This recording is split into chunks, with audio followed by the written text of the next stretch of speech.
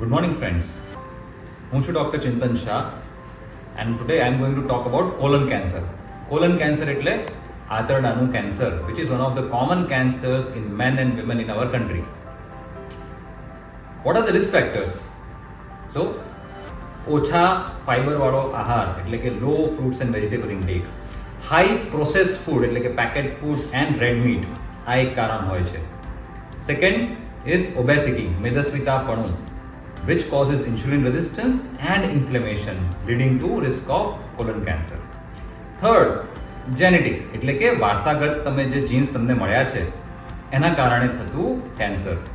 સો આમાં એક્ઝામ્પલ છે Lynch syndrome, જેના કારણે આંતરડાના કેન્સરનું જોખમ વધારે રહેલું હોય છે. આ રોગના લક્ષણો શું હોય છે એટલે કે symptoms.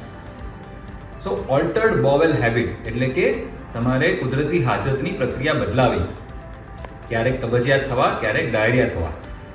Second is blood in stool, ઝાડામાં લોહી આવવું, પેટમાં દુખાવો થવો કે પછી વેટ લોસ થવું અણધાર્યા કારણોસર અને બરાબર આહાર હોવા છતાં. સો આમાંથી એક અથવા વધુ લક્ષણો હોઈ શકે છે આંતરડાના કેન્સરના.